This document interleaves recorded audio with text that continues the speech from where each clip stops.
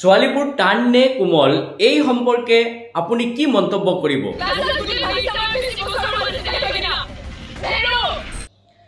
ছোৱালীবোৰ টান নে কোমল এই সম্পৰ্কে আপুনি কি মন্তব্য কৰিব?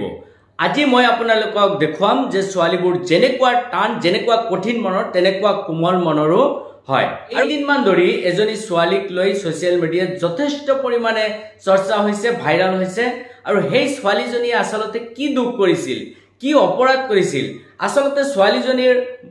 অন্তৰ্নিহিত উদ্দেশ্য কি আছিল, সেই কথাখিনি কিন্তু আমি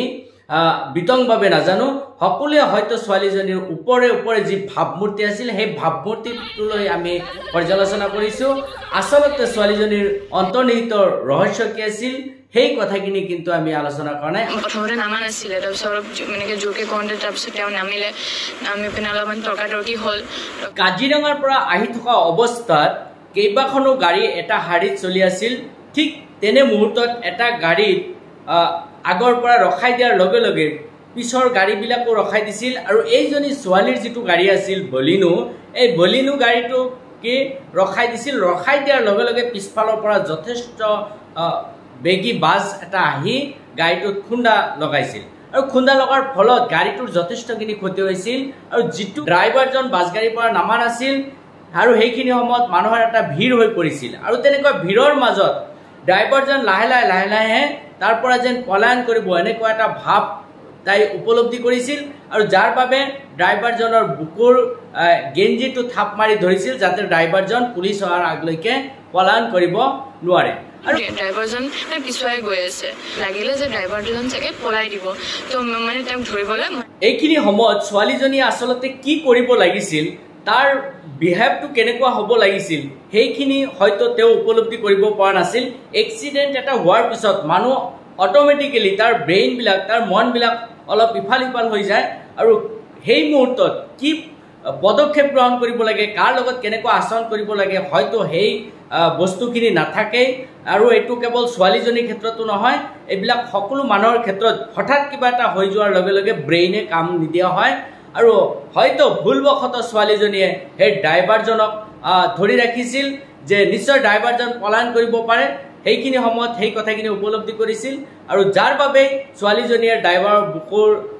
যিখিনি কাপোৰ আছিল কাপোৰত ধৰি ৰাখিছিল যে পুলিচ অহাৰ আগলৈকে ড্ৰাইভাৰজনক মই যাব নিদিওঁ, পুলিচ অহাৰ লগে লগে মই ড্ৰাইভাৰজনক এৰি দিম আৰু আইনৰ হাতত তুলি দিম। এই কথাখিনি ভাবিয়ে হয়তো ছোৱালীজনীয়ে সেইখিনি কাম কৰিছিল, কিন্তু দেখা গৈছে যে সেইটো ছ'চিয়েল মিডিয়াত যথেষ্ট পৰিমাণে ভাইৰেল হৈ পৰিছিল যে ছোৱালীজনীয়ে দাদাগিৰি দেখুৱাইছে, ছোৱালীজনীয়ে অপমান কৰিছে, এইটো কৰিছে। হয়, সেইখিনি কাম কৰিব নালাগিছিল, কিন্তু সেই ঠাইত এজন মতা মানুহ থাকিলেও হয়তো তাৰ তেনেকুৱা ভুল হোৱাটো স্বাভাৱিক, কাৰণ এটা গাড়ী এক্সিডেণ্ট হোৱাৰ পিছত তাৰ যিটো ব্ৰেইনৰ কেলকুলেশ্যন সেইটো ঠিক নাথাকে আৰু ছোৱালীজনীৰ যিটো গাড়ী